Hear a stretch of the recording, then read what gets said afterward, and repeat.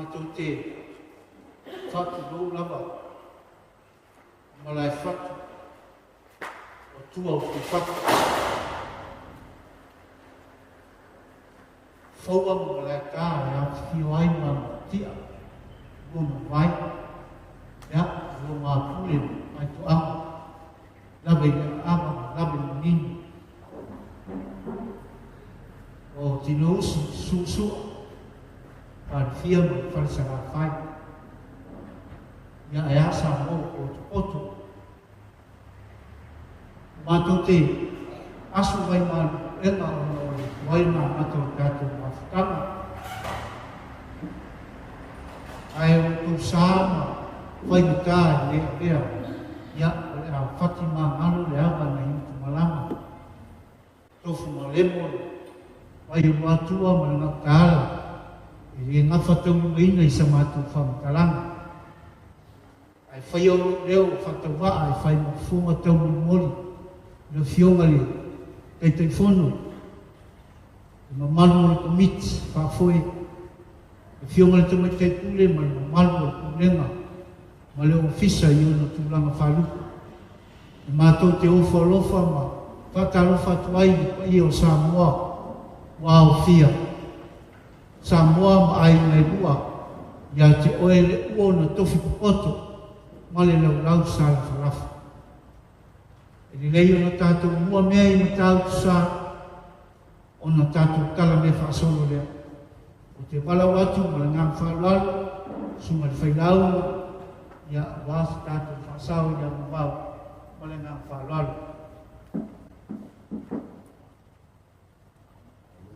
Ai.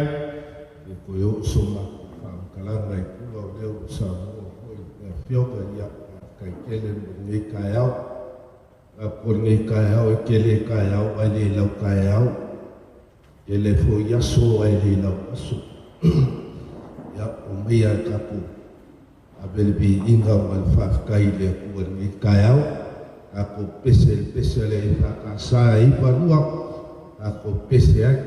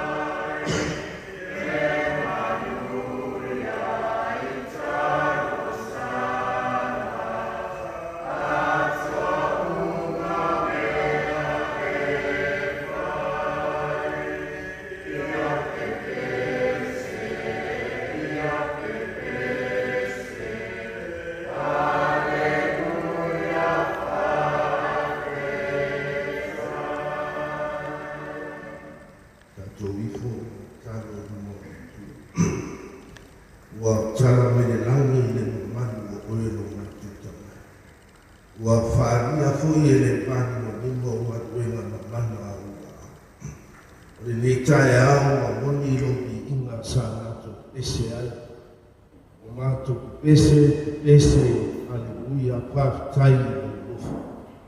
Whaftai no wangari lei, wa mō maria atu le pongu sā tō whāu au auna, mō watu nuku, mō lōnu. sa lama foi le fili ma le ti a polo le soifua ma le mātou. Sa tau mate foi le ete e mātou te au ia le neitai au pe le. Au le neitai a whaakutai tene le. Whaakutai lo manga le le. O mātou poto mai le nei maota. Te iau mātou sufi. Te iau mātou whaasoa. Te iau mātou whetu whaai. Lo tamau a inga saa le whaakutai tene. Whaakutai foi o mātou whiloa i fia foi mo le mātou. O le siri whapie nani malanga mai le mungo le basa. Mungo le ala whaakutai tele le atua. Whaakutai o le oso se atua le ala. O le whiti foi se maa le ala. O mātou whiloa i fia le eitai. Whaakutai tele le. Whaakutai le ola ma le malos. Whaakutai le poto ma te mau aina e te fōai mai a te mātou. Whaatino ai te ute mga nuinga ua wala awina ai mātou. Mātou te o atu i o umare nei tae aola ngona no mātou māma māsiasi. Ona o mātou māmio u whai soko ni o.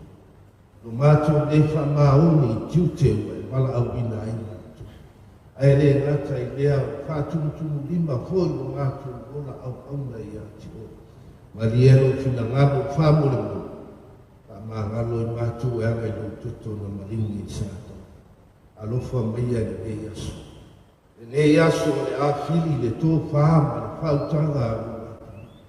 Au ase mani ia o le a nai. Ia whono mai oelo mātou. Ia e alofa whamani ia hoi. Rionga le taitai whono. Ai le ngata i lea o le komiti whaafoia le uti wha. Whamani ia hoi le mātou. Ule sili ale maua pea la na tō wha. Au wāia tō whinga mga ruena au e wala auna. Pamanuia i lo matu nuku le nei tae. E au mga ruena la ana whaiba i lo matu nuku le nei aso. Ia matia i mātou i o au. Ia i ua i nei aso i lo o. Tu mause i inga o e lo mātou tōna. Ole nā tāno male o lenga e lo putalia mai. Lo ramo sua foi Yesu o matou gole mala au tua. Ai nunga ia te matou lo manuia o ile tua te maale alo male rau pai. Au ma mafuta mo matou e o le fau au. Amen. Ja, lewa tongi pātau amen tau tu nia e te reina ki tai se malama malang. Alo tu ia tu moso. E foi wa lo le moana ina o muli tu ipu le tau tai mata pala. Ia o aso tātou mata pia o le atua fua mari tangata fua. Te ala mea i tātou sā. Ia au mama le whamua mo le tātou mafutanga i le aso. Ia si o tātou mati o tātou whasoa. I le whaatawa ina o le soifua malu ina. O le nei whamua moe. Ia e leo se whaamua moe sa whaafua beta. Ao se whaamua moe sa whauau whaupo. I tai, ua whaama i te re komiti. Male whionga te me te kule, o le nupi wha. Ina ia whaata ualu soifua malu oina.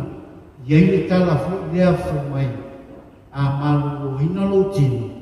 Ua malu oina lo mafu whau. A healthy body is a healthy mind.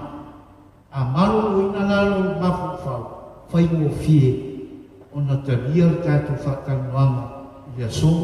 Lo whāwano lama o te whiwhia e whawhiwa, tātou pēno. Mai lo tūtau mo wale, ia o le sungale ia seme, o le kone sale lea o le mai whama moe, ia to so o mai ai, ia o le sunga ia leota, ia o le sunga ia leonu, o le loia pai fesu, ya, sui lea o le komiti. O na so mai lea, ia ma le fionga i te kule, po le fionga le ofisili o kulenga o le mipiwha, le fionga ia le manu, Celestina. Ya, o tu tau mawale, o tu sila mai ai, ya, o le fionga ia te kuola, o le sui o le komiti whafoe. Ya, a o le tunatu le noa i kulenga me komiti whafoe, ia manu ia tele lau whātou whala inga nui aso.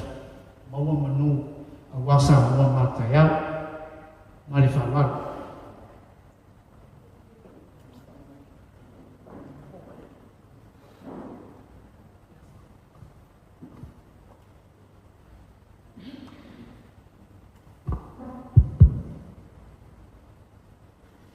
Ya manatu le nei tai au le ua mai au na ai lango pa ia ma malu.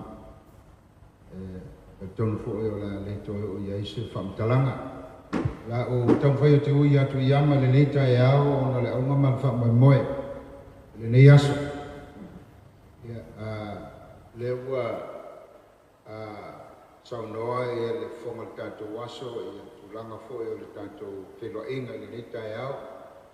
Mele mole toile ngan faftai ia mai tau atu to titi tatu nei sala fai ia e ile nga fole le nu fai mem fole botu fai mem fai ai per tono la tatu anga sa olo ile tatu upu mal tatu fa mo le nei aso tau ana fai no atu olo ia I copy o tatu presentation olo ia I tua mon mole a fai ai fia mau se se kopi fa mon mole si mai lo awa se I tufa mai a kopi ia fa mon mole sona se anga mai luma matato kopi na ia fa malu watu e umanga le anga na Britania na bat ola e kau translate le kan ko pa Britania se o fa sama o ia le na no ia c'est le Bible translation à Bangla.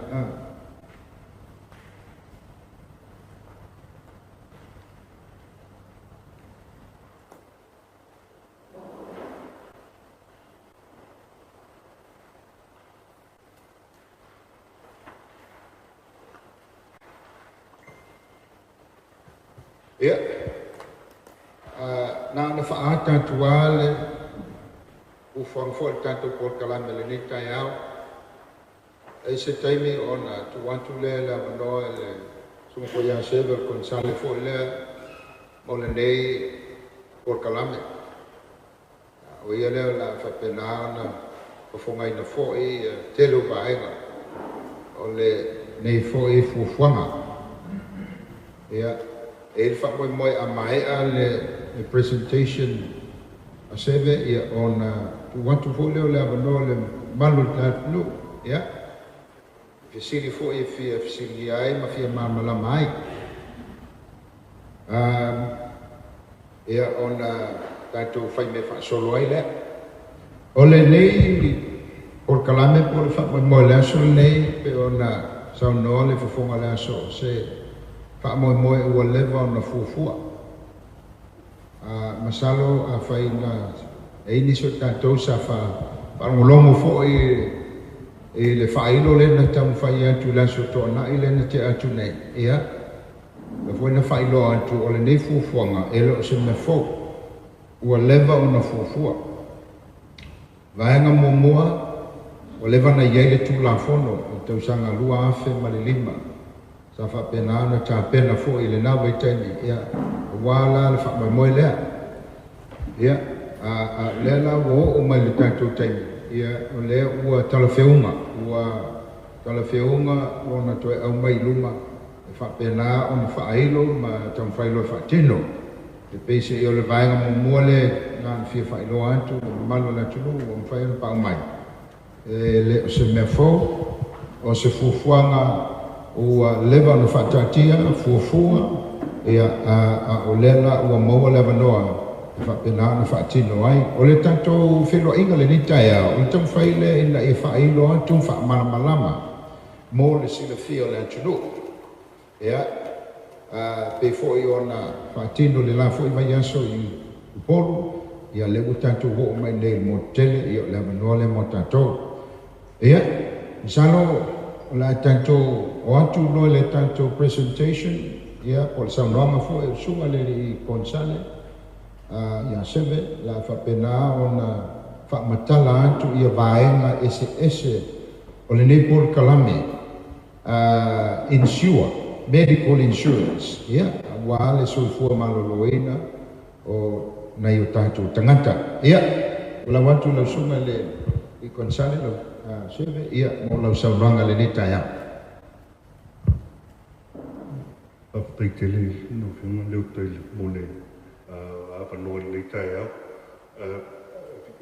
ku wala ka le presentation le ko aba fa aka ko le kulanga le yai mar le au ia abi ko le mea mo ai le forza ko foi le ba ko le ale foi le wo mo fa aka ko le kula fongo mana nga a le la bon sa o le si au tu ole nei au nang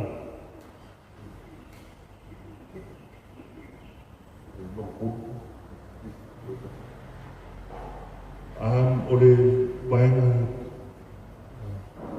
tau lai ko ole nei au nang ole tang faiale ina ia fa to tele me tangata e mawhai ona manuia ile nia o nanga ko le healthcare scheme ole sigi au tu mo na ole mawhai ona maua o nanga tala whengai ole o kau whailale ia whare le quality o services ale pare maima whapea fo ia pe private pe foi be public o le si tulanga o le tau whaiale ia maua ia le service po le au manga i le se tau tala whengai and more or less is sustainable le avo i le tau o le ia o nama o le vaenga lo so ai o le tau whailale a watu se tulanga i le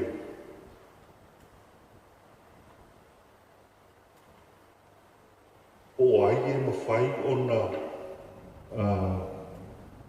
eligible pe whamanuia ina i le leia o nanga o le tali ai ai le tulanga o active members o le nupifa o lo mawhai o nga o kongia le tau se lau tala i le tausanga pe varusu lima sene i le aso o kankala i le whainga entitled i le ngia o nanga o le sikolanga o le tau whai e koso mai kokonga dependence a members o le nupifa e wose lau tala i le dependence o tuso whanaua a members e wose lau tala i le tausanga ma whai o na ngā awai i le nei au nanga pe lima sene i le aso o lesi la vaenga o tangata i le o members o le nupifa o le mawhai a o ngā kokongi le tolu se lau tala i le tausanga o le varusu lima sene i le aso e mawhai o na awai i le nei au nanga o nei ski of ski o whamanuianga o le amawhai o na maua mai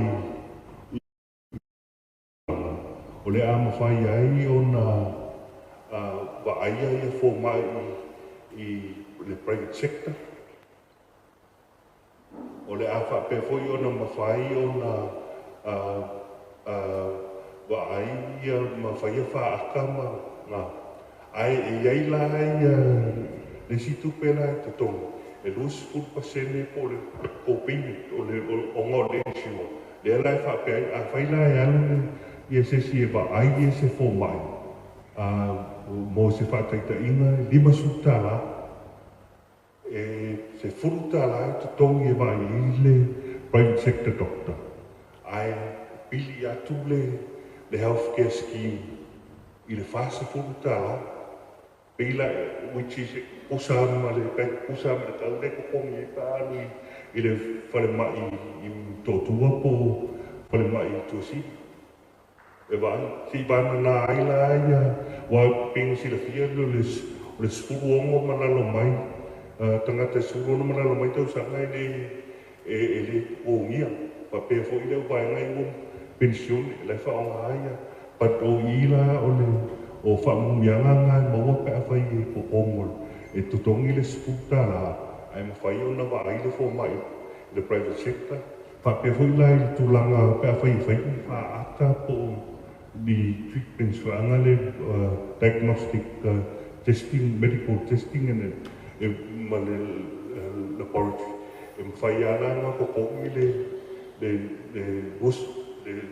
lusu pasene a whai se lau tāla e lusu tāla te tongi e pili mai le a fo i le healthcare scheme o lesi tūlanga o tūlanga i Talawai o le tūlanga whinna iai e lusu pasene te tongi e le o longa se ngase ai pili mai le a fo i le healthcare scheme o isi i whamenuiana o le vaenga le tawhia i le whale mai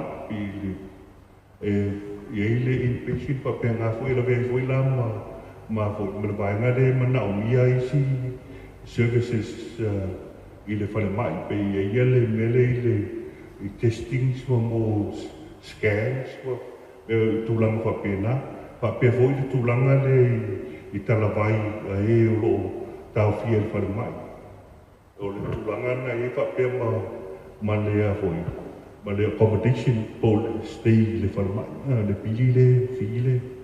O le si tūlanga na le ua whaopopo iai. O le tūlanga le o le mawhai, o na tui nā tui whafo i kia tunu i whafo mō tonga whitinga. Pila e la vea o mana le tolu se lau tā la le tongi le member, lua se lau dependents. And also voluntary members, e tolu se lau. Mo le sila fia le tengi nei e lalo ma le ruse e le sili atu ma le ruse lau tangata o lo mawhai ona tui nātu le overseas treatment mai o le wha moe le iai le ski ia tau mawhai a maua le wha skuluina pe sili atu o le numera pe uafe o even more, even to 5,000 o le tulangana o le tau mawhai ia le nei au nanga. I think ngawa o mana le funding o le scheme pe ona ta o le teimi o whana o le tolu se lau o le member, lua se lau o le dependent, ma le tolu se lau e te tongi le voluntary member po o le tangata le au ai e le o se member o le no pifa ai mana o au ai le scheme o lesi tūlanga o le tau whaile a mai tupe e whaaro le malo i le tuina tu whafo o overseas streamline mai i au whaatasi ma le tūlea le i laro ato le lose lau ia tangata e o whaina ave iai ai whaato tele atu la ina ia a whaasafua ia lea manuia o lesi tūlanga o tangata e la vivea pe infis i lalola o le tūlanga koina o le papa aia le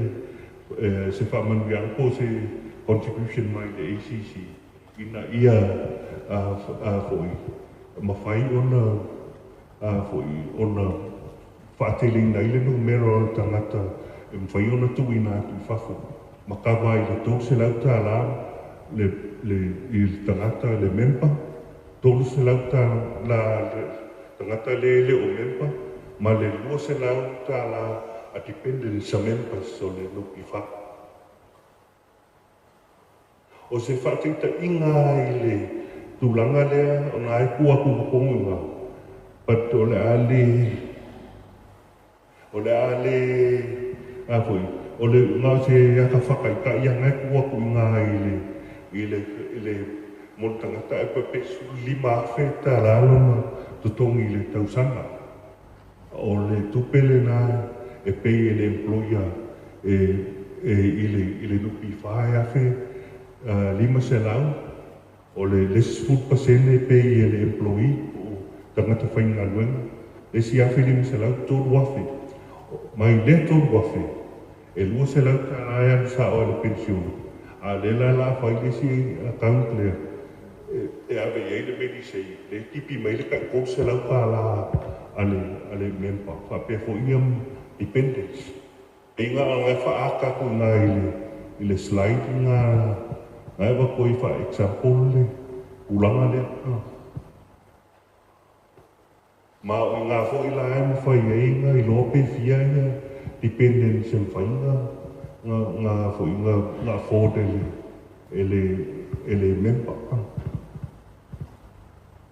E whaapewhia o na whaatinoina le nei au au nanga.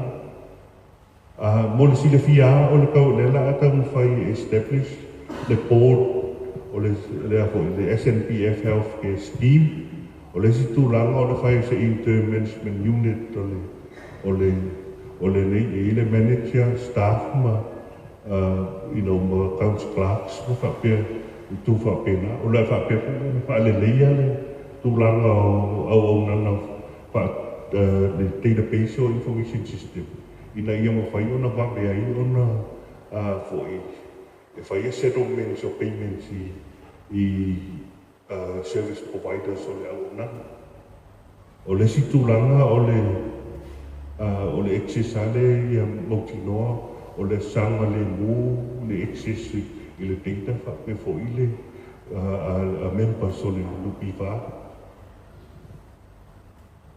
O le vainga medium to long term ma o le nei au au nanga o le whapea whaia se malienga ma fōma ia se mai whafo o specialist e o mai whafo e ma whaia no mai whaatino ia au au nanga i nei e sau ina rule tau whapea fo i le tūlanga lea o le whaiungi arrangement mo ngase o le atu ina atu whafo.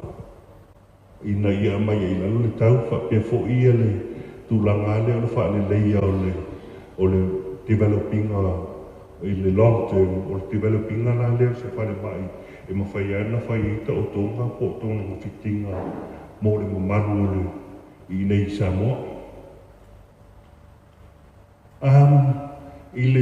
I tū aia ia ngai whaaka kua i ngai risk o me ono tutupu e a foi o le a whai manu i tau le nei au o nanga o lai isi atu lai lalo ia tūlanga ia le ua o mana awhia i le a foi i le wawainga lea i le tūlanga o le nei au o nanga le mea lea le a foi i te o ia ia se pandemic outbreak whapea fo ia le tūlanga lea o le siti o tau o nei au au nanga o le ahe sila si mawa le mata i tuina e le komiti le tūlanga whapea ale tam whai lea ia le leia le quality ma le standard o le awhia whapea fo i le tūlanga lea ia tau mawhai wanse le leia i uma ia tūlanga i pare pai whapea fo o le sia tūlanga i tauanga wa alua le tūlanga ma le tam whai ale wa i le preventive side ia maukingo aia sustainable le a fo lea au nanga ia o le tūlanga na o lo tu atu le conclusion o le mea le ia mawhai ma accessible ia nei au nanga mo tangata lautele irrespective o lo background o tūlanga i toki maua whapea fo ia le wala mea na le maualalo i le tau e warusu lima sene i le aso ia le foi le tau o le nei scheme ia le mea le quality ma le effectiveness o le healthcare scheme ia ma le tūlanga le na ta o te iofana le o le sia tūlanga ta o le tau whai le wa ai le prevention ia o le whaata atu lea a o le leile mwhai ia i ini pesiri le atau mwhai e fo Italia aftai ia lea o tō whao ino salmanga tatu konsali ia mo malama i maru ia matai ino foi au whala whamo meo le so ia lafo atu i tō mamaru whawhisi tau whai komiti le fa pulang fa ma tip wal Skako microphone fa bol. Ya, maafkan bawa.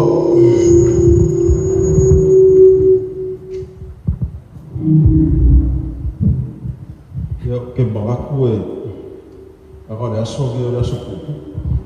Dia dah fakuku ko se bangku pau. Okey doa pak ia membantu ni ko usah kalapa.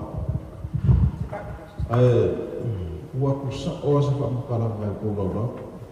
Suara kio ka kumai punde abisa po I ko finga SS yo ma ngi kaya so ki fi fa visite ko fer ka ko kai fo o kai fo ore manga ko aku sa o I visite wa pe o mai ale fai no wa ai ko fai uma ba ko na bonga o le ana wa de sau se ma ko fa sa maka ko fa so o ngai ro ka kai ro an e fai ne ia kon fafsilinga ia lesia so ba fafsil sa o se kani mai ko ro e fa fea e le fo se sia e a maka fa ka wa ai yuso ma ko fa fige o lo fa ia nga ruenga ro ku mo fa ko au fa le loa o fisa ko fa pe ka abisa ke le ko e maka vingi se le ki fo ie e le o su nga ruenga ya nga va ka kaya mere korasia ni kaya pa bon fa sidi nga le fi aba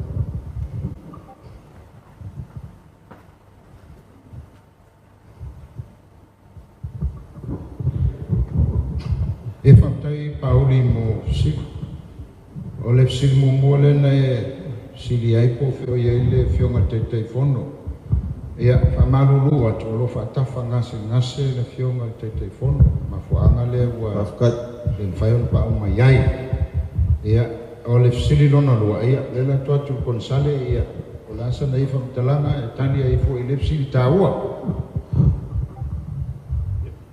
lo fio na pena taua tingu fana e to se la ka la le taua le mo fayo na au vai le ski pa fai mai o le tulanga fo ile a fai o le mo vai pe o le road fo ina o le states o I peku I e mo vai o fa tu pe le malo pe ya wa ka ma wa ku le kana fit ya le na wa mo se maka ku fo I ro usui o bela le nga maka o kai fo mo e fai le ku langa le ya wa de ma ya ai o lo ula ka o fi mo lo ula bomba ku langa le pe ma dua ya ofisi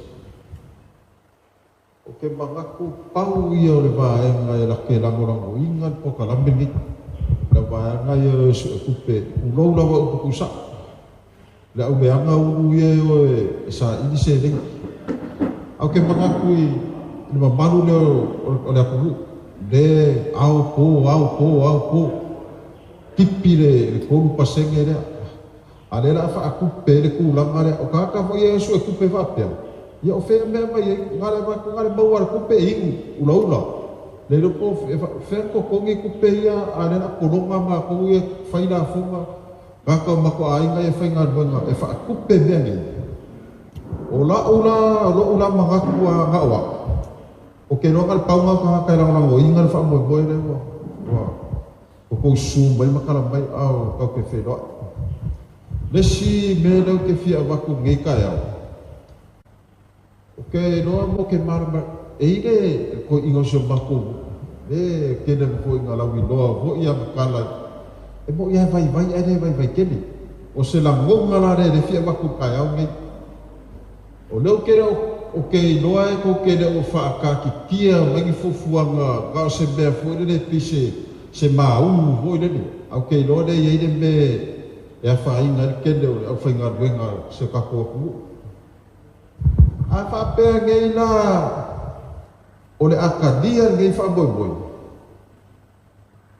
e nga ko ku mer ko ka fo va pe o le a se bos fa ka inga o le a se se fulu milion a mer ko sengela o le ai fo se va nga se ke nga ku pe war be ale le kura I begele e mai kau le ma ko ngi be o le fai ya fa mai ya la fa se ke nga ku pe fo e keu ese kulanga se bewa se ia se mai pe katainga ri utasa o le kofa konga kulanga o fa peka nge mai ra se furumi nge umai nge bea pe ba se furumi yo ngare vai se keu nga kupe keu o la ofsini la wai na se ia I le bere o ministra kupe o le ni vore kai fo le ngal mangaku ka o baku o ngila ngonga nga de ke o ro ma fa ya Yesu e fa mara malamba mai ya ke kulanga uma fa penga awa konga se ara wa fionga ka mai kule ma ko ka mai kai kule ma ko finga ese ka ko kule ma e ko mai ka fa mara malamba mai wa de wa nga saude nga ngore di fa kula mai ya ma kule ka o me uma ai se a le nga lunga o pen ka fa ilangi me nga fa kai fo e mo ke mara malamba dei fo ya ava pes wo foi ka mo nga ku pere ko ka bilionga afa ka mai ka kera kwa ya ro skuru wa fere ka o ke me o be nga le mo ke ma nga ku le ku ranga o ma peke ere se la para le foi le se o ma cher fa ngo wa ba ya se ando we fa singo ka pa sa no nga ku ma ki e nga le ka ko wa fo ngu pi fa ana be ro ya kau ko sefia Pauli Prince ako ngai ko ke sa magwia I fo ide ma pepese au ka se kuru pasenge fiku pasenge lima pasenge alan bero wai makwa mga bia au fainga dengan sosoal ni mapenga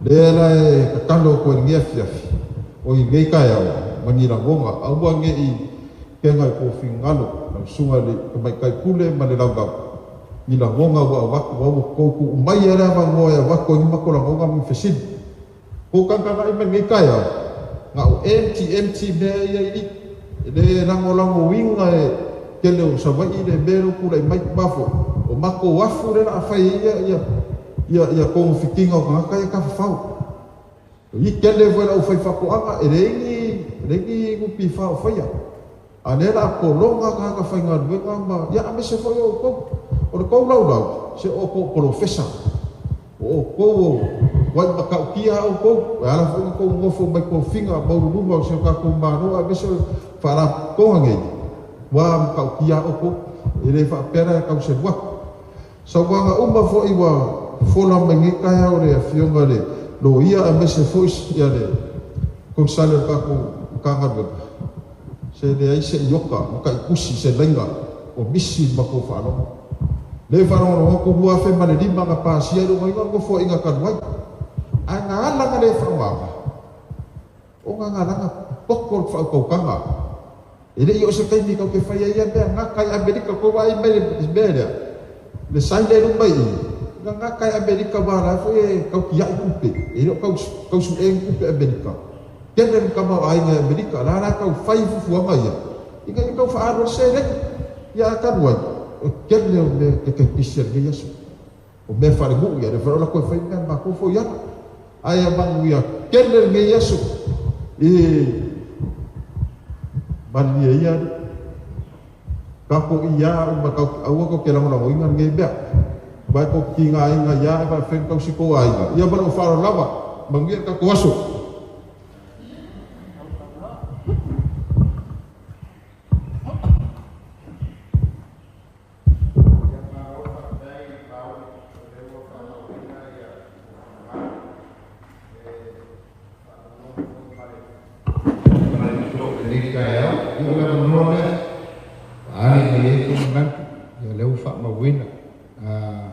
Nisi tulanga fa tau le tete fono ia ma le rofinga ngalo na ma toa o lima ma vai o le tatu fa tonga lo tem fai fa tino ia tatu fufuanga ia ai se to tu tatu konsale pe ise sia na fa poponga le vai no taiao si le powale tulanga no fiuma pauli o le tulanga le Afiko le mea le kam fai ia kava a koa fa le leia le pulanga o le maima services. Afiko le pulanga nga le ia inclusive le approach ina ia mawhai ona e o I tangata whai whātoanga ma le ia mawhai ona maua ia nei au au nanga tu sape e a foi ia as long as it omi le kurse lau tala ma le ruse lau o nga waa le i nei au au nanga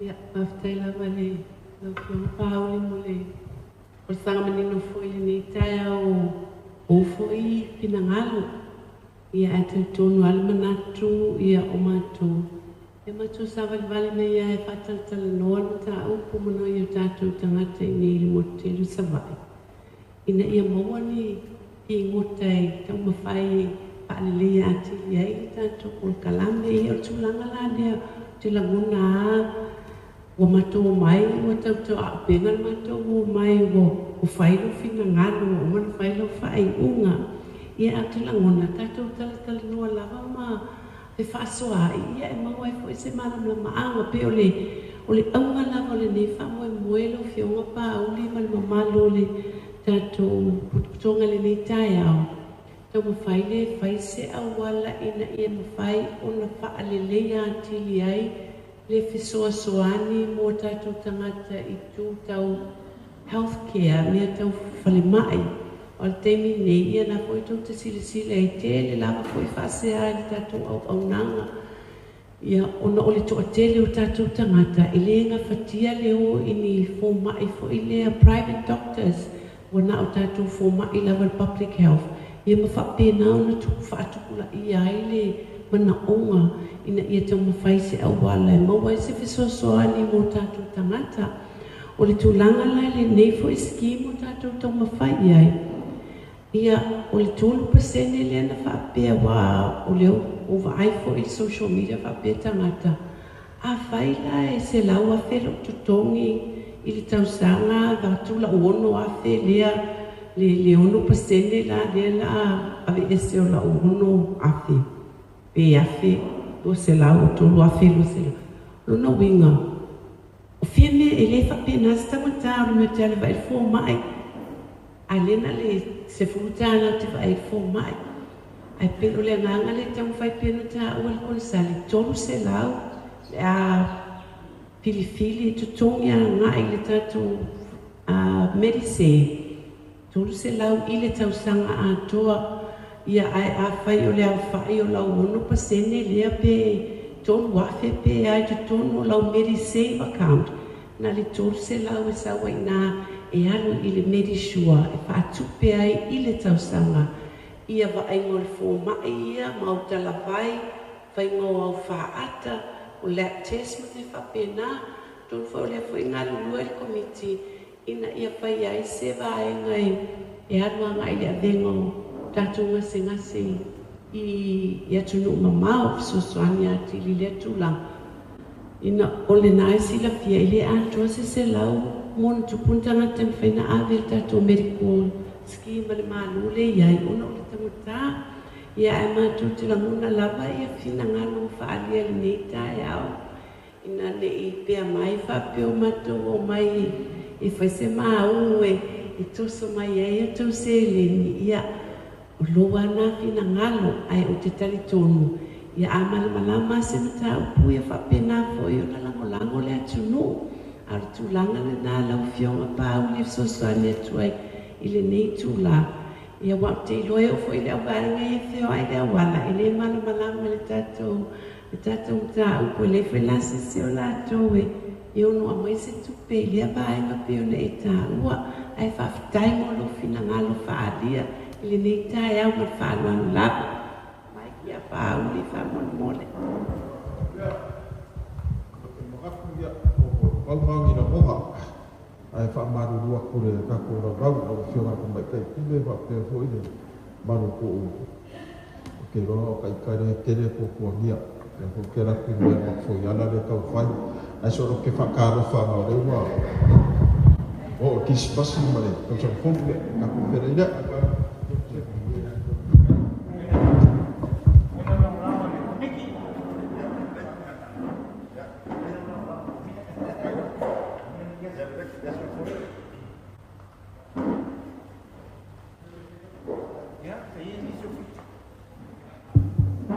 e nisi finangalo whawhaia, o le au lea.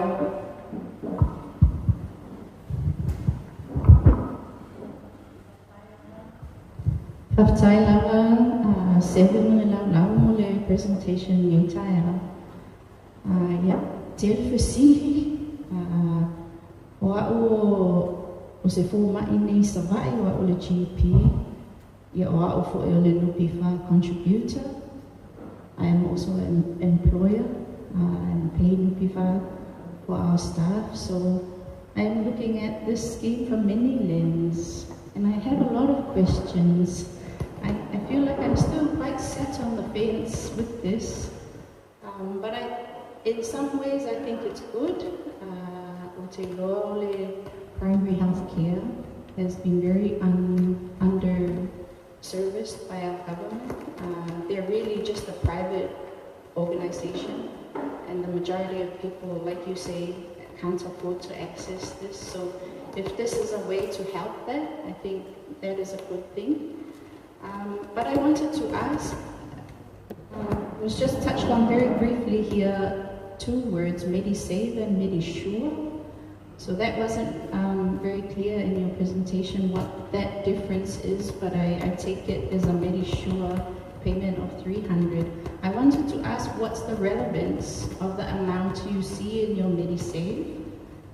If you pay 6,000 into the scheme, if you're 100,000 wage compared to 1,500, is there a difference in the benefits of this scheme? Because we had a brief introduction to this scheme earlier in the year to the GP Association, and at that time it seemed like there were going to be different levels of benefits. It sounded very much like an American insurance scheme, and that didn't go down very well with the practitioners, because we know that the poorest statistics in health are reflected in the people that probably cannot afford help the most. So one of my questions to you is, I want to ask about the relevance of knowing what your MediSave amount is and whether there are different benefits entitled to members depending on their income. I want to know that. I also want to know how you propose to make this all-inclusive, because at the moment it's not. It benefits only nupiwha contributors. And I looked up on the statistics website, and it said that in the 24 census there were 24,000 employed people in Samoa. So that's the portion of people I presume are paying nupiwha and will benefit from the scheme. And maybe their children, so that's maybe 60 or 80,000. That leaves 120,000 people who will not benefit from this scheme. So I want to know how you will include the most needy people. For example, in Savaii, I presume the majority of my patients are unemployed. How will you ensure they can buy into this, apart from just saying it's optional, you can come pay 300 tala? Because I can tell you that's not going to happen if you just leave it to the onus of the patient or the customer to come in and pay that fee from the morning.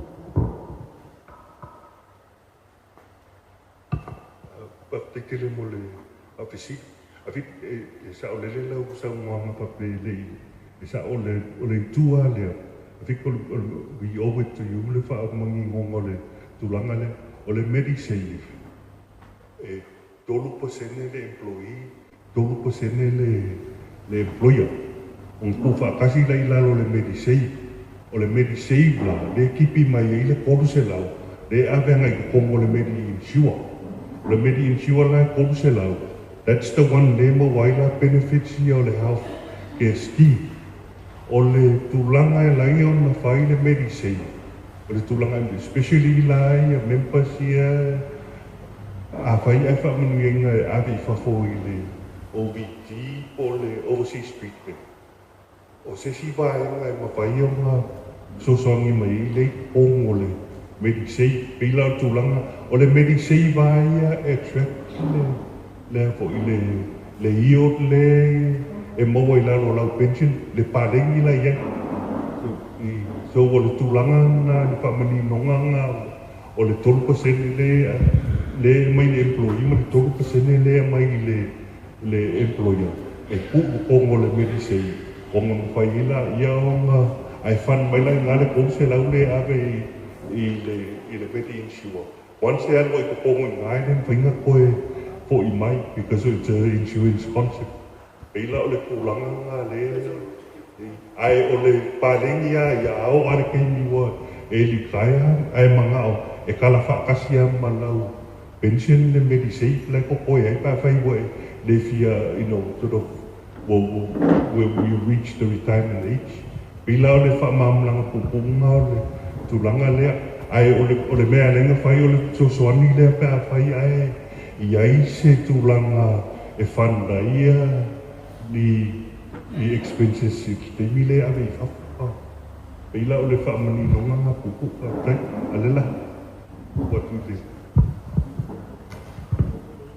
after mo fa sili lo fiona le mai tai fo mai o le tulanga le na sili foi how can we make this proposal more inclusive with our proposal at the moment o le fai independent tasita ngata 300 with 3 dependents.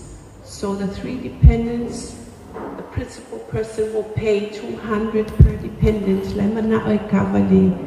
So five tasila is what if matino mai le konsale le fai ato le kavali tato scheme le nei fofua ile au fa ingo tangata le wai Samoa.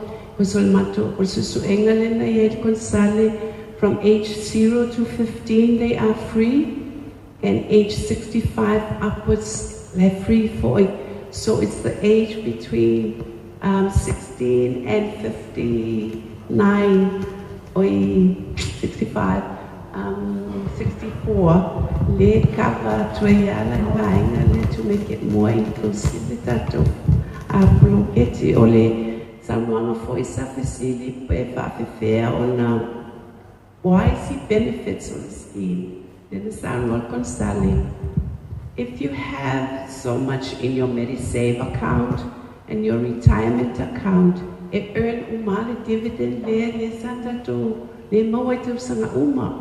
Afinangala for sanga la ade tua tala tua atoa le lima onu tau sanga po le amalanga for ilalo. Whainga whaavai e mawhai e na tala sawhanga. Ia e mawhai na tala atua lava lo se leni le tono retirement scheme plus the MediSave. E na paulo tupe le la alusi o lo tau se lau lea e alu i lau MediSure account. Ia, tau si awa malamalama i whaasiri takta i le tūlanga aftai. Yeah, thank you. Sorry, just to clarify again, so if there's a remaining balance in your MediSave, when would that amount be used for anything? When would it be used?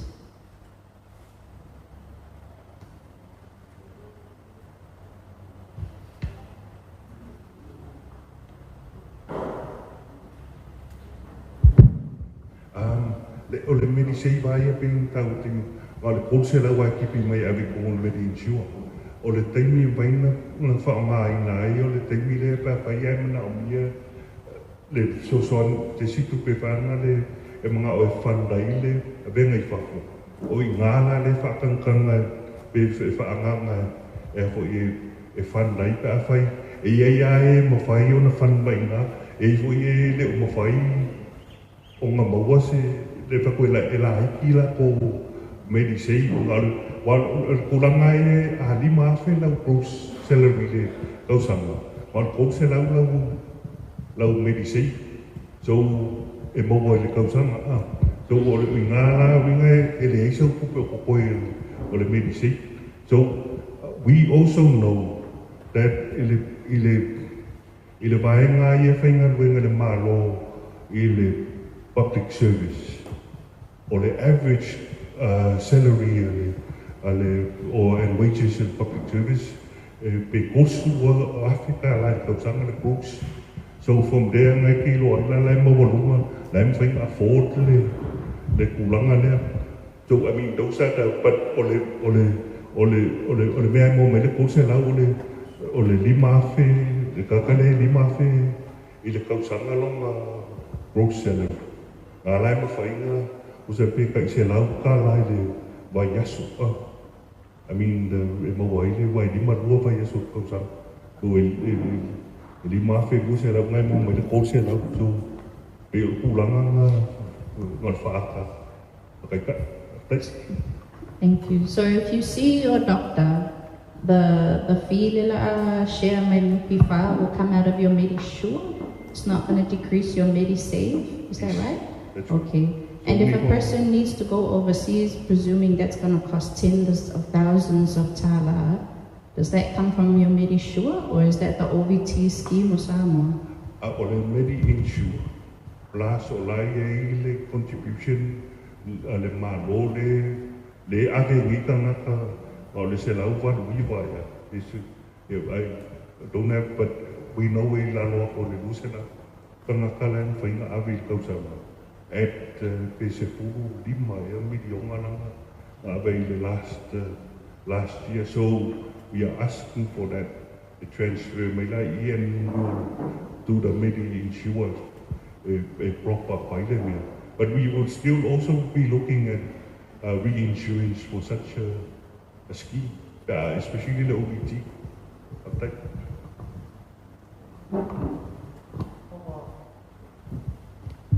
O whamalia ina sini whamanu.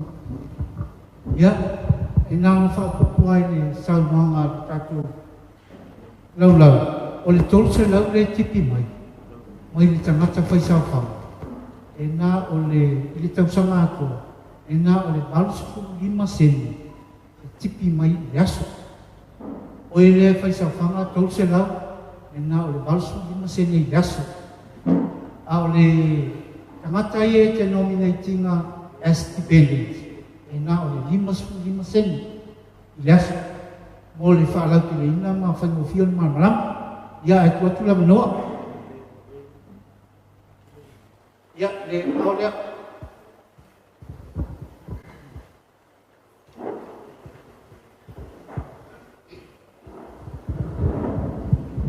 Ia, whaftai atu lava mo loo a manoa. Ia, le taunu mai ia o mai alfola sanga ia o nei atau whaitau atu pepa. La sa wha Baba ai atu fo i lunga o penga te whailangi mafuanga fo i o nei wha moe moe i o au fo i o le sisui whaisau whanga. So o le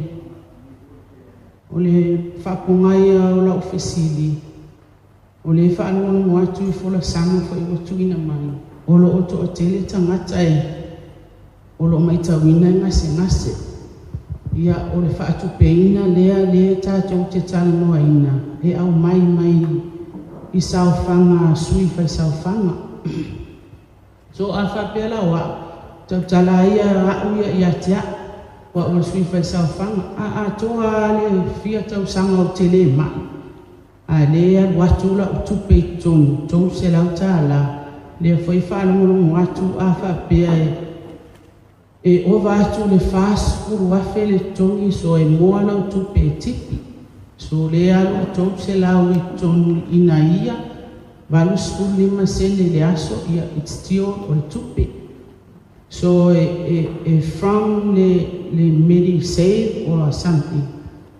So e kakaunga ko e afo, e tau mawhai mai le primary health care. If this is okay, le primary health care, so ele te tauna ngase so o tangata mato tele tangata ngase. This is the nature ole kako wolanga ale le anga tapu e mai primary health care. So we encourage people to get sick. Mai mele wa le sila tangata le la fa mo ai ya mai la wa ye le mea to ia Pela a whapeo o le taa wa tulole peo tangata e le whainga luenga. Ia ta whao la vea whafua se i need overseas treatment. Ia taito te maramara umai tuspa ia. I pa uai lo wafu ia te oe o lo wafu sina o mea na oe. So ia te awa ia ma lo sui whai sauwhanga. Ua vai atu mga social media. Whapea wea stop pa sene o se mea alo for kilisi masiman. Ma tau sang fo. I oi, wafo I tele tatou wha moe moe. Ia o tawa vai atu. Ia peo le whanua noa na unfonofo a. Mo mawhau I o mea whana le na su e mai ai ase awa noa I au wai mai ai nei fo I fola sang. E a watu ai pea ni manatu fo I ma se vai vai inga fo I o unofo maa. Ila wa o fo ia whainga luenga ma tipi lau sauwhangi. Ia on mea na a umana tau sanga, toru tau sanga, se furu tau sanga. La e angalele ia lea tua ia te au mauar ma lolo ina tau si ai pea uia ia o te iloa. Le tau no ma. Ia e tipi fuala tatupe alu fua I le stangata. Maro whaalo al te lawa whaftai.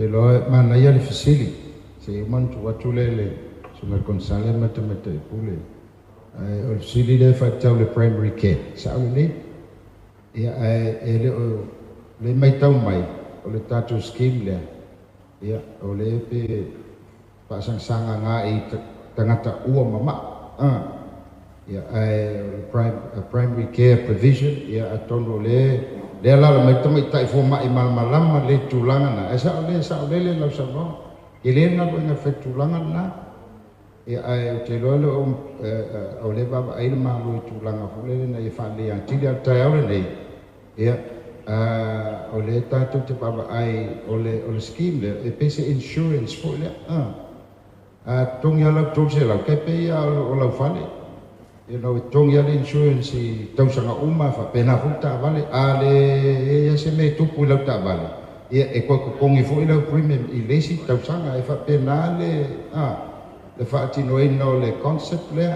le insurance scheme fa pena fo le a faila e uma le nata usanga le mo se ma ia e pe o le tulanga na fo le e ko kongi fo la la ko se la pe o le concept na it's an insurance concept ya o le multa ia le tanto awa le fe fa pena ya ele lo ko la le kai me lo winga ma I lo ka fa a so mai lo pe o le me le ton fe fai ia le so swani ai le bawal tanga tele ile ngase po le ma e ale na to tu mai le tali mai si va no lo si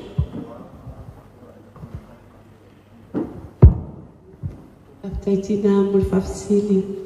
Ia, o te langona o le tūlanga le sa e sa o whapea. Ia, tūlo fo le utuma le whapea. Ia, o te tūlangona o maalena, o tata ala le ia te walo e fola tupe. Ia, ilona mai.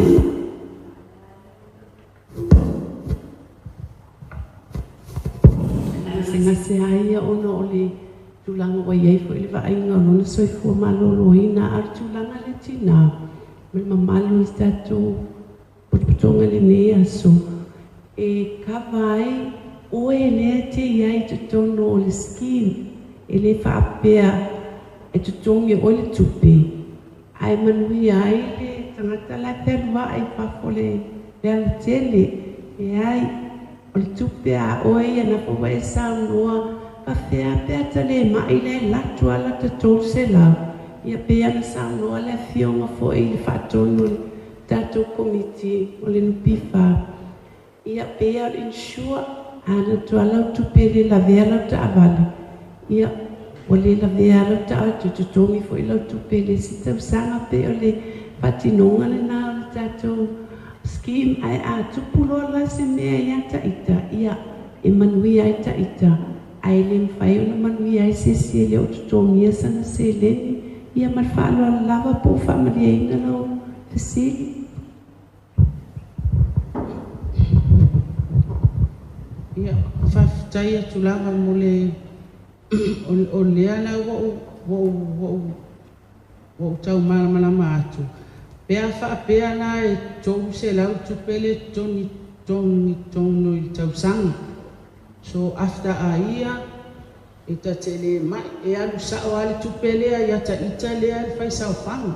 But there's heaps of like uka confuse ai I mea nei ua toi whaokoko mai. ia I le tipinga leo tato contributions mai tato tongu. Well, as I said, for ia I le primary health care, ia o te mana malama for I le primary health care, awa leo te pei ono whaia, a le leina na whai mai le primary health care, e le tau ana ngase tangata. So this is where I take it ia le soifua malolo ina how to care people before ele I ngase. That is all malama angana I le primary health care pay o le tau whai atu ai se manatu. Ana whaapea o le tau whai enforce the primary health care. So I'm sure not too many people in mama. O taimi fo ne was whaatuptupula ia ngase I tono o mautanga se ngase.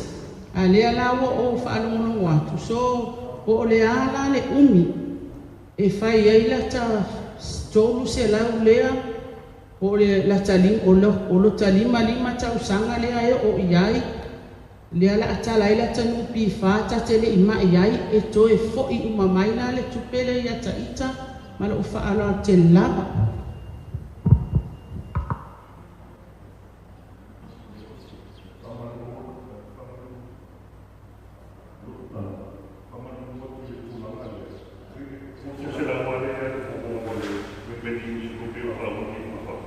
The insurance concept, you actually hedging yourself the risks. Apayala kire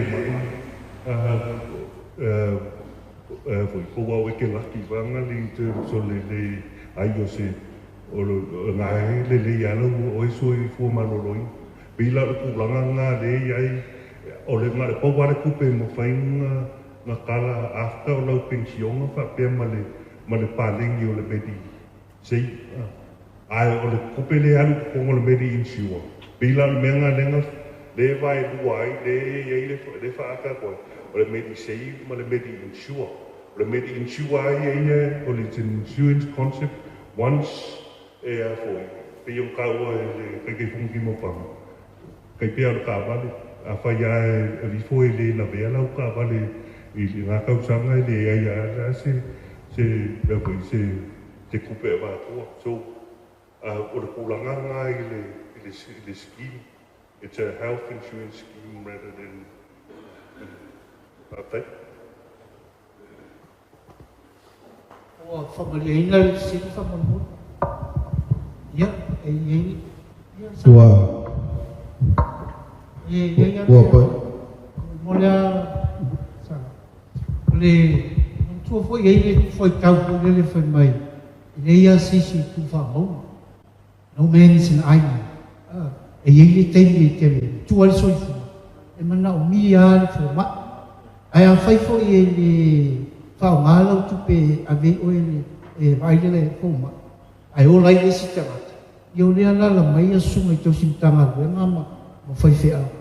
Tu la fo no fa au tatu fa ola. Ko mai ai alo fai le tua e te ite lu so tanga. Ili atu. Ai alo fai le tua. Ma lo fai lu so tanga. E peo I nai tau kai me ele I tātou pamoi le so. Ia sauna mai o.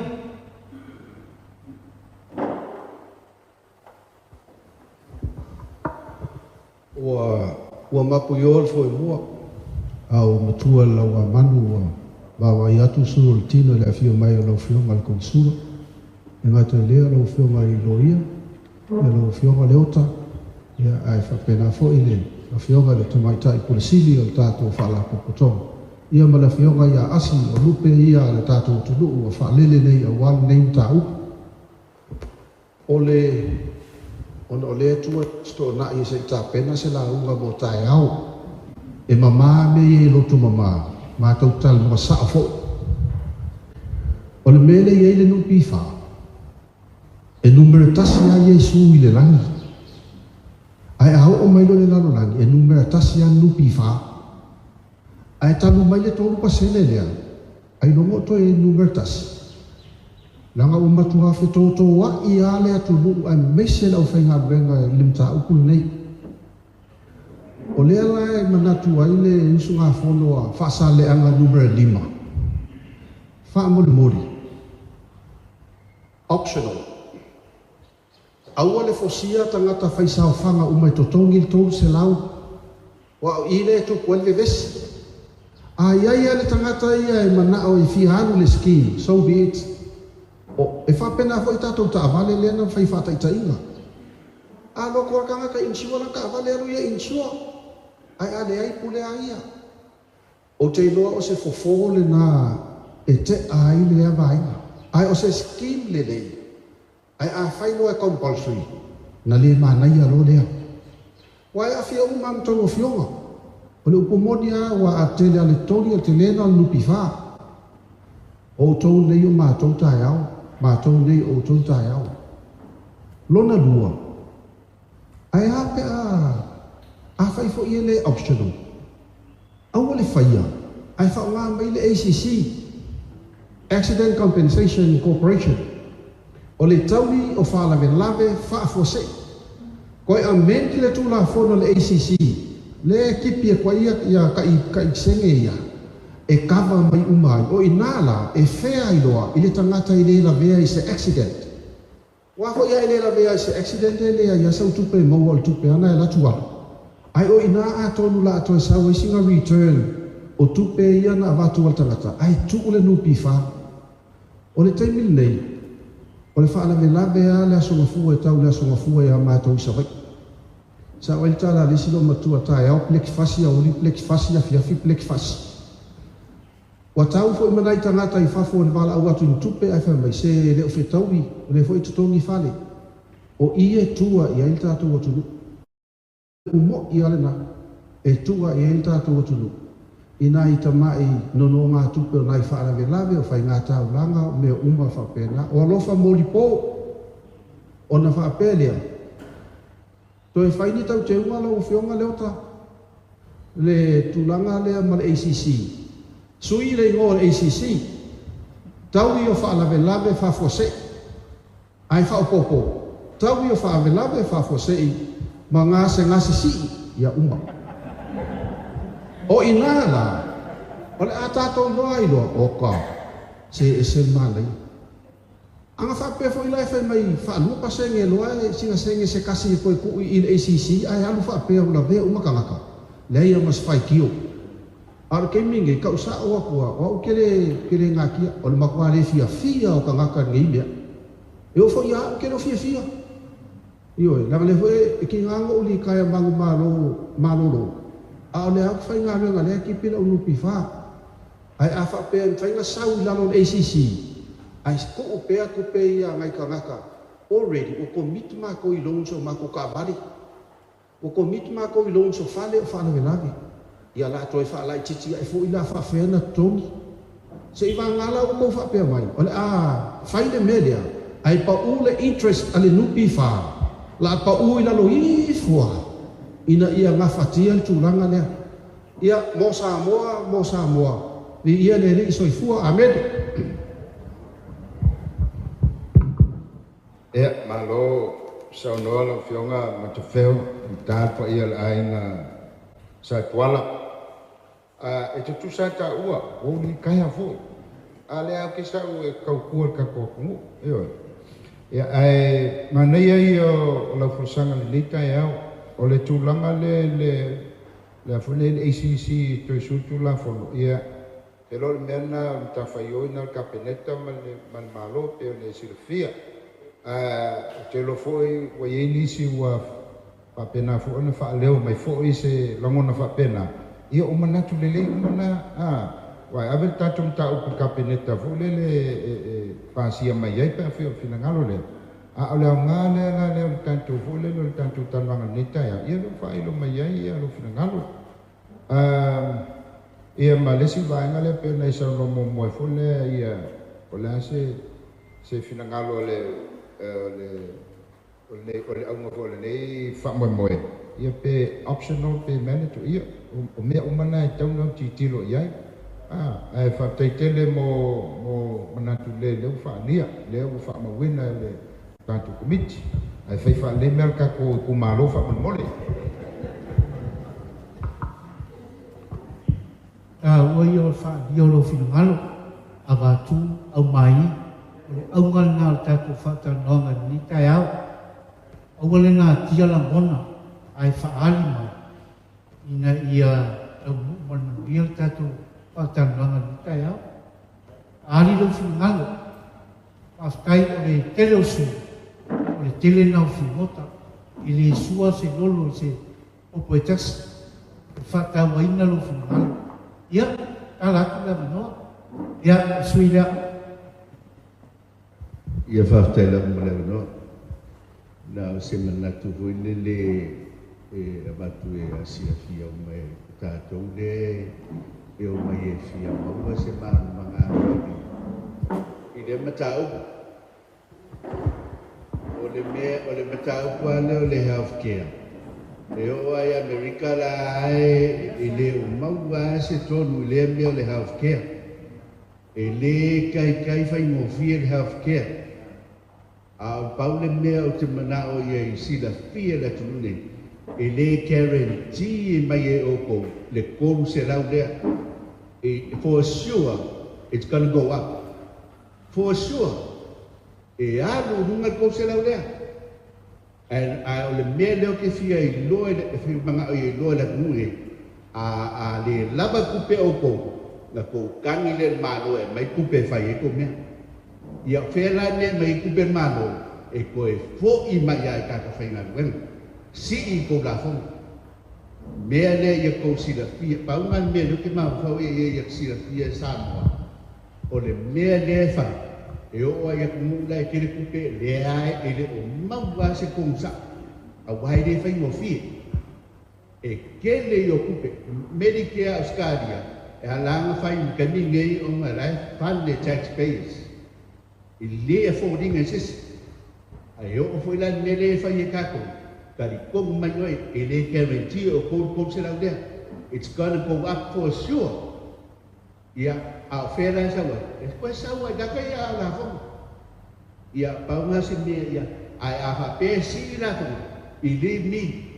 Be mai e mea kuper mada fai e. Si I kawa soi fuanga. Si I mamoe, si I mea. That's how the government get their money. Ia mela ngai maka fau ika ko ia pena sa kana fa ya ku gatu irge yas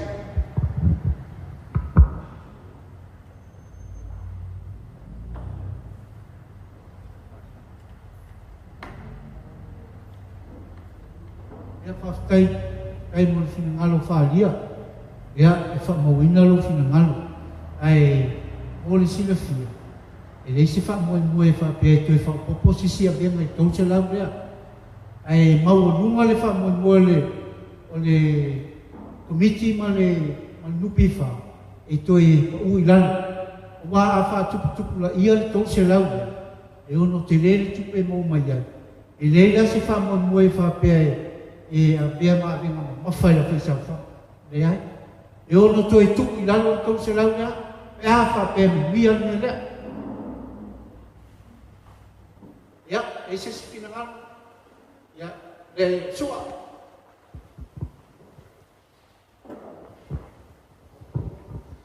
Ya, ya la va fa sta ile lo fole tu tato ya ile ni ta ya. Ya lo fisa ma le fa ngama me sono malwa tato wa fi nei. Ya ona ta wai tu li lava tato tai. Ya ona fu tato tai. Ai ona wa mo le no. E mo mori lau whaftai te le komiti ma le tō wha e le nei poi vai tau. Ma le nei vai tai mi lau tō si sila ma mawa. I se isi whainga e wha le lei a tini ei le wahenga leo lo iei nei. A wai lo lama tau. I te le o fesili mi ai le tau nei. A whai o le e ta tia le fuafuama le taimi le nei. O le sisi le tō te wha fua mai e tatu wharonga. O le afu la le mela tō e wha. A o le iei fo fuama ale malo il vahenga le. Ai ese le ta o fin malo I wau mai. E fatu ai le a mai le lumana. O lona lua. Ia o le wa maa wa isi sui e wa tuana ia. Ia o le mai ma le mai. Ia tātou te whaftai le atua le na tau singa I lo tau soi fuama lo tātou wona. E le I loa e tātou le mele. O fo le isi sui fai sau whanga ua pensione. Fitu suru rua tau sama le nei. Au le ae manua ia. le e tau tua, le a hui tipi le nupi wha. Ia e pe tai wo o mali mele ne, o le ala leo lo fia sa wasi whaise leo, le a mawalewa hui na tau tua. Pai ese le taha ua ne ba e, o lo manatu sa o e watu e wha pupu o. O le mea siri mo taha ua leo wha i loa lo tau whina ngā. Awa o le last sei ngā lo taha opune, o le kapeneta. Ai ma nei o leo au mai, ala me le whatata noa i pia. Tu mai si hawa noa te le si whatala noa, ia leo uto si sila ma, tua tele i o mātou sa voi, ia se si sila mai leo whaisao whangale iei. Ai a watu nei lale tātou ma tā opu ai pāsi, e tele leo umu, matua iai tātou, au loko le nā tāu, e hapea au mai si hawa noa, au mai si hawa noa, se i whatatala noa ati, ma se i wawa ai ati iei, ina ia nofo sila fia ma mala malama ai le tā opu le nei. Ia ona tātou wā ngā ia le lumana, ia le awa ta oto i langa tonu le wha moe. O lona tonu o lo tā opu muli hoi lea. Ia, e pea, ona o whai atu whaftai tele le whina ngalo ma le tō whawa. Ale ui ngā leo tātou. A alu si tau mo whai ngai le tei, wawa i atu e tau na tō e sui si la sanga. Ia ona whātala noa fo i la lea, ai pa ngā lea. Ia peo nai wā e ngai ia. Peo nai wā e ngai. E lea ngā tātou te le tua ia o ai leo o mafuel me lea, o ai leo o mafuel me pau ale mea, whaari lo whina ngalo, i le mta upu le nei, i le lango, ma le lango inu, ma le wha au le nei, e se mta ua le mta upu ia te au lawa ia. Ia, sa ele teimi na o mai, sa te talo atu le fo mai, pea pe mo sina hawa noe a vea u whafoe, tonga whiti ai. Ia, e wha mai tau si tau nu mai le tīm, le tau nu mai pula tau. Ia, e tau nu mai le tīm, o leo whaf, au whai ai ne. Ia, o leo tia ma le soi fo le ma le ola e o ai New Zealand Samoa nei fo.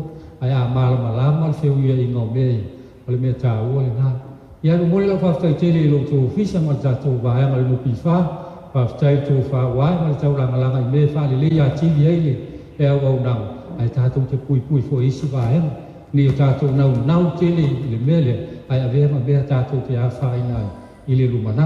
Ia manu ia tele le nei asu, lea sa miatu mo le asu sa tai au. Ia mese kirisi masi o leo toi o mau. Ia o le whaiunga le nā ola. Sio manatu, o te e nai, le mta o puni, o na wawange tele le. Lo na fuafuanga, ma le whaarwala waftai. Ia, waftai tele lawa i lo whina ngalo whaalia. Waftai lo whina ngalo malama ngama foi le mta upo. Matu ma ia le whaamoe le ia ta maa. O le iai e le i whapea pau ai o tatou whaataltal noanga. O le whaataltal noa ma whaamatanga le nei ia ai o lo whaataltal noa pea. Iai si apa noa i lumanai ia whaatino i pea le tulanga le pea o nei sao noa iai e whaptai tele mo fosanga le nitai au. Ai lava. Ia, whaftai. Ai le sumo pa usua. Ungal maupo na whenua. Tukun tau si asa whakuna whai. Ia ta ualu whangalu peo na whaiat. E afu whamawina le whangalu. Ia afotu pei le kumiti. Ia ualu tātou ngālu na whai. Reisi mea e toi whamanino mwhapula. O tātou sui fo ia dual citizenship. E si teni New Zealand, toi ratu ni Samoa. E anu te si mai a whapea te si teni New Zealand, Australia. E te ratu e anu le kiu. A whapea ratu le vai o. A maolo wanoa tau samfo. E watu le skim lea. E whamomua. Nana tau nukua. Tonga whiti loa. Resi rei tu o tātou skim lea.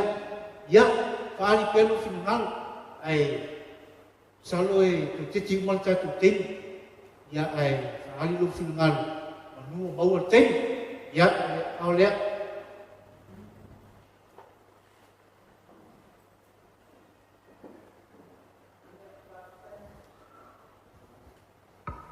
Whaftai mo lang mea. A malulu ats foi.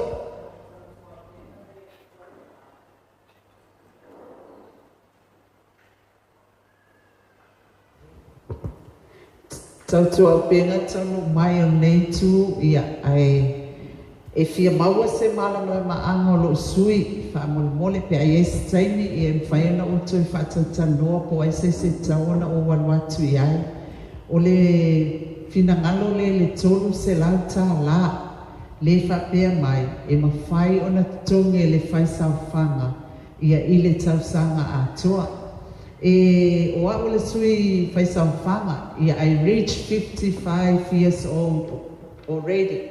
Ia au le whaingaluenga lava ia o te le accounts and administration ia ale le la noto resort i whangamalo e pe o le ala foi le ala ia le fia whafsili mo se malama anga atili ona o le tau whaalongolongo atu o le medisei e tolu pasene ia ona o le la noto e pe weekly pe o le mea o le ahanu e lava whapea every week e tolu pasene lava ia wai lea e silafia ia o le malo ia e fortnight ia po le mea pe afa le weekly 1.5 ia ai tolu pea le lua vai aso e pe o nai mea ia e fia mau ai se malamalama ia awa le 85 sene a day ai whawhea pe awhai o le ale aisaka dependent se tangata le whalanglango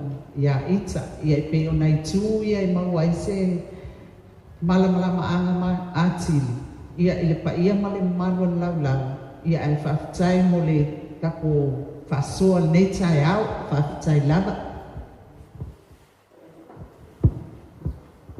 ia mawalo suafa whawalmoi ia o tenei tani elu mataia mai le fioanga leo sa le aula ia o te whaingaluenga le la moto resort ia aua lo fingalu ai a whai e reisau dependent ia lea manua komiti pa le a whaingaluenga e nominate mai ia sau nato le whio matematai put After tina ngon whafsili ia a whai a le so dependent ia e lea foi sesi e te tuua i tutonu e aloelo mo se lau ai o le tūlanga le Medisave o le 12% mo le tausanga atoa ai le whai le mi umale watuelo se leni o le sifo i mea le tau whamala malama wa o le si le lo silingia po e nei tatu tangata o le 12% e le toe whaopopo whapea la toe whaopopo i le employer e toe mai ese si 12% on top of what they have already deducted or is full. Le ais full percent le alo o umar piansa no consale. Se full percent le employer, se full percent ia tangat whaingaluenga.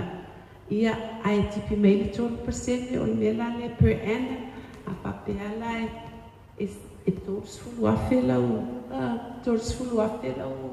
Tutongi tau sanga. Ia saulo lus full percent e malimalo, lus full percent e malimalo, se full percent e oinala to a se 12% ia po family e na facility na ia whawhitaila wa mole anoa ia lea isa o whapea lava o le 12% e mai le kukongi o le kangaka i le vaiaso o fortnight ia a lea la le umau atu ia o le mea la lea o le na aiai ia whawhitaila tai o le teimi e whaatino ai le vaenga o lo whaatantala noa pē le teimi le nei e le iaise i unga mauti noa pe whatoa ave ese milionu pasene i whai unga le tausanga ia pe pai whapena pe ona e Samoa mai ai la whawhisili ai whawhitai te le lava ia ise ia tungare kumata tuma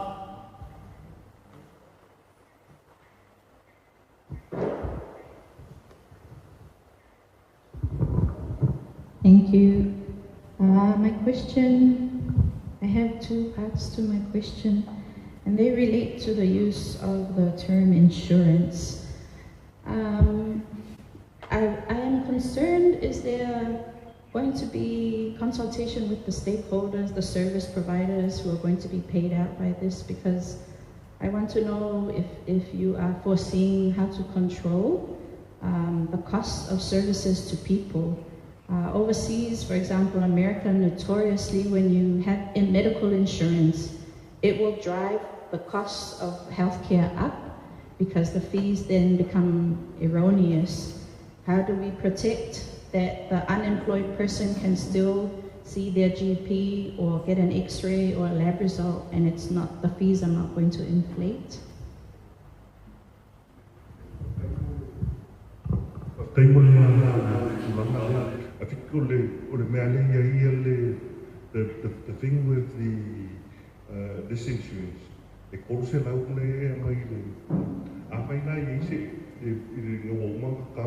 reinsurance and all other costs. I as it was in the presentation. Se fale mai fa poi fai ai ia confikinga do sa ada le konse lau le ki pe ko ko e sa o le ko fo ya because but the excess of that over the le ko fai e fai ai la o ngor ko fai anga ia bring down your cost o le fai ai yo se fale mai mo fai and also we link ka ngai fa.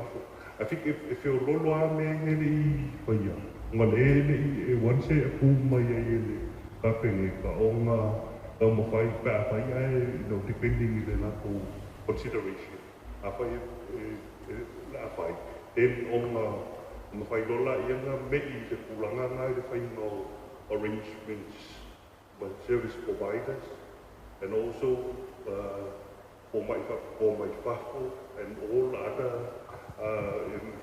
arrangements, lock in your costs. We noted in the risks and challenges slide. We are concerned about the in the event evacuation scheme. I've remove the subsidies they pay the money.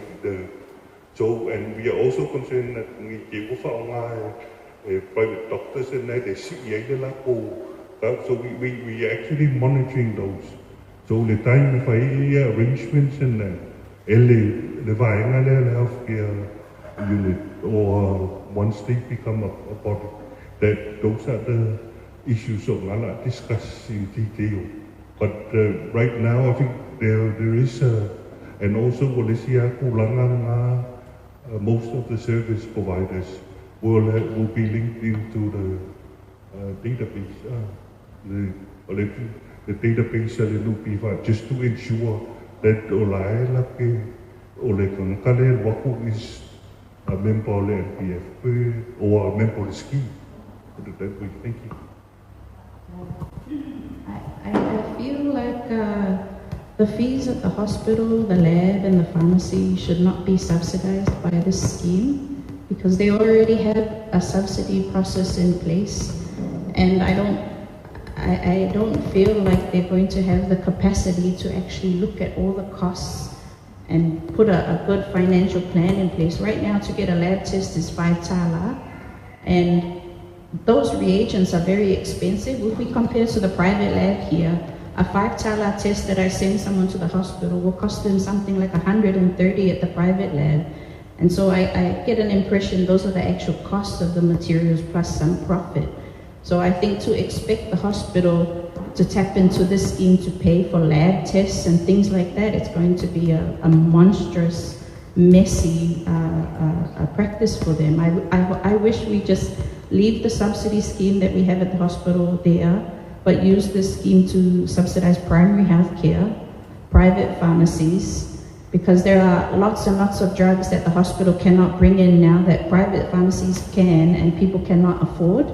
And imaging in private, if Sosani Meya break down my X-ray, we're sending people to private and they can't afford that. I feel like if this scheme is going to be useful, we should take it out.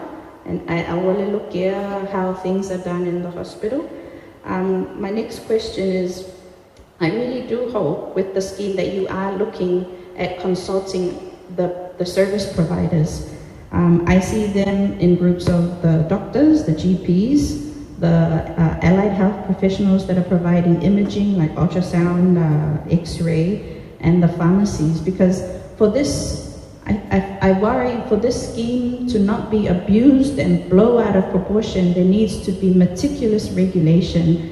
And I don't think this 2 administrative staff in your proposal is going to do it. You know, a normal insurance, you might claim something once a year if you're lucky, maybe not even once a year. A claim is processed once how many years. This is going to end up, there are 20 GPs in Apita. If they see an average of 20 patients and half of them are NUPIFA members, that's going to be 200 patients a day is subsidized in a scheme there. Times 5 days, that's 1,000 claims. I want to know how you're going to regulate whether these claims are justifiable, because some of the things that happen, I can tell you from a health provider point of view, there's a lot of doctor shopping. So a customer will come see me, then see another GP, then see another GP, for whatever reason. And are all of these going to be claimed? Our imaging, we're not regulating our private images. So in Samoa, you can just rock on up to a sonographer and request an ultrasound.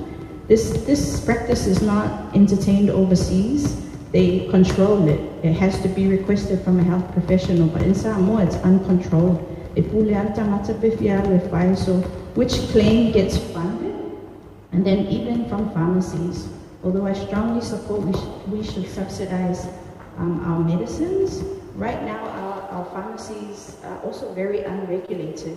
I would imagine they give just as many drugs without a prescription as they do with a prescription. Every day when I go in to get a prescription for a family member, there's somebody else there just asking for antibiotics. They will regulate. And I don't feel like they actually have systems in place to show how many prescriptions they... Are we going to look at all of that and make sure all of those are tidied up so that you're not getting $1 million of claim in 3 months?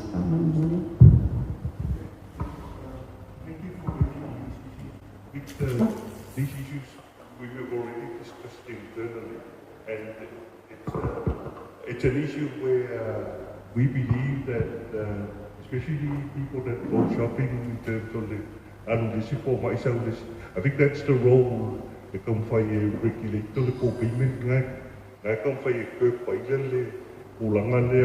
because money will have to come from your pocket, the pocket of the patient. In terms of the other issues, I think on the policy now draft, and it's an operational policy. In terms of it's only prescribed medicine by a doctor. I think, and we also have to in terms of the memorandum of understanding or some. I mean, the lawyers will also be using that as agreements with the service providers, so that abuse, and also the other things introduce or I mean the worst case scenario or find the penalties abuse the system that way. But on the other side, on the Bavema settle. I think the settle really. I like link in my system the database so that online by then I think it can be operationalized. There will be a a testing period from between now and then it can be operationalized.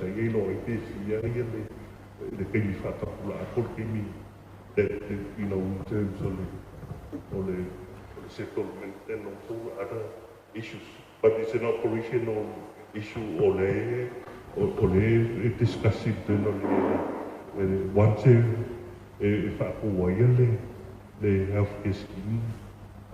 Things will come out in terms of, but sa o kele ia for issues na ko lai, but we need to have a memorandum of understanding from the healthcare scheme with the service providers. Thank you. Salelologa bisa to take tahu lo fisi, the more you ask, the more you understand. Kalau tu lama no, sampai tu ni tak tu fisi, ya ramai tua tu penai na foot tak tu boleh sah, ya tahu lo final, win na foot. Isi naman.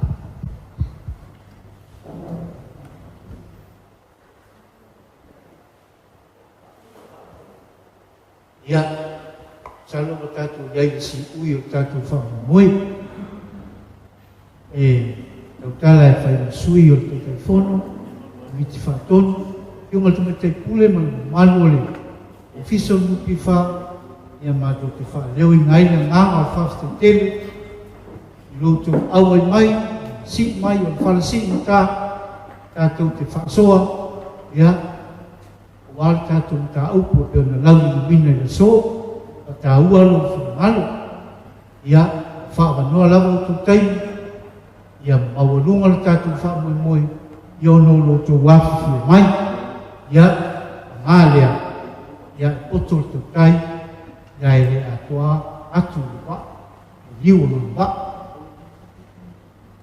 ya sama tu kali ni peuma e fa malia ina fo i lo fingal na no mato wasu lama ai mali en ye mato tali tununga a fai nefu tai mo ta bindi ali tai ya tu malu le lam ai sama yang ai tai fa mo mo lo so fu malu lo ina ia fa tau da fu se botunga afa la noa o fai kalina miti tatu maftama ya so ya longo puyari tatu watunu fatau tatu kalam ya sa tatu am tamia ile tua tatu fai ile tua ya sumai tatu pese fama pese bulmuli le lo na fai lo tatu sabinga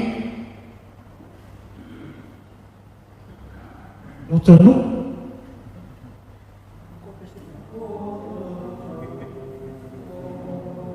ya tu mai lunga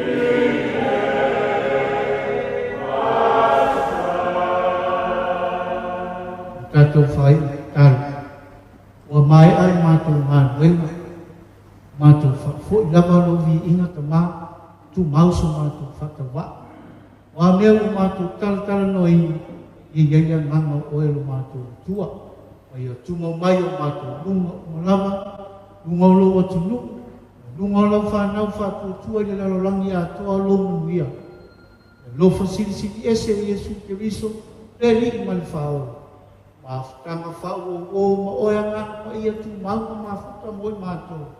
Nei siyaw fa'babaw lava. Amen. Ya, ois whamanuia nā wai, manuia tātou whātaunanga ia so, hip! Kasi mo tātou malawa, hip! Wia kismasi mo tātou whau. Lo iai tātou sanuisi,